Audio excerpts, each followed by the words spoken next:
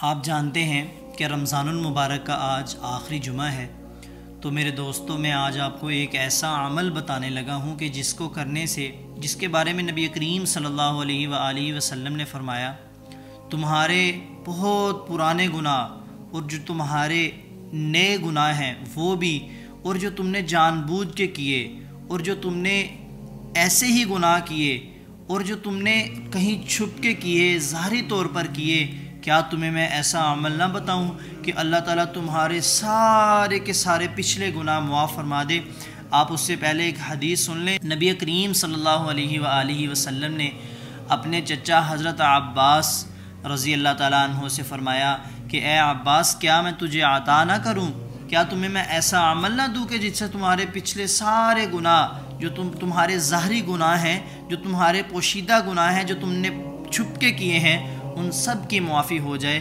تو انہوں نے کہا ضرور بتائیں۔ تو آقا علیہ الصلاۃ والسلام نے فرمایا کہ یہ عمل جو میں آپ کو آج بتانے لگا ہوں، اگر ہو سکے تو اس کو روزانہ کرنا۔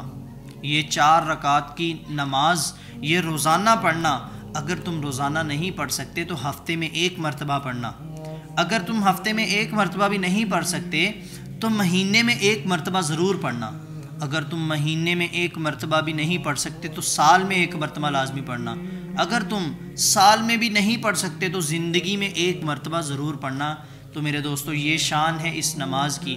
یہ ہے 4 رکعت کی صلاۃ التسبیح کی نماز، جو ہمارے ہاں مسلمان رمضان المبارک کے ہر جمعے کو ادا کرتے ہیں۔ تو چونکہ یہ رمضان المبارک کا آخری جمعۃ المبارک ہے، تو ہمیں یہ عمل ضرور کرنا چاہیے۔ اور اس کی کیا شان ہے اور اس کا پڑھنے کا طریقہ میں نے اپنے چینل پہ پہلے ایک ویڈیو اس کی اپلوڈ کر دی ہے، آپ وہ جا کے دیکھ سکتے ہیں۔ یہ 4 رکعت کی نماز ہوتی ہے اور اس کے اندر سبحان اللہ والحمد للہ ولا الہ الا اللہ واللہ اکبر، یہ کلمات 300 مرتبہ پڑھنے ہوتے ہیں۔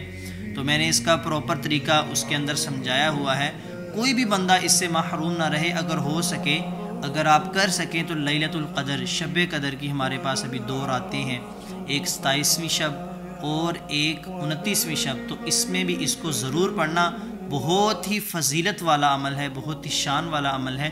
اللہ تعالی ہم سب کو عمل کرنے کی توفیق عطا فرمائے۔ جزاک اللہ خیر۔ السلام علیکم۔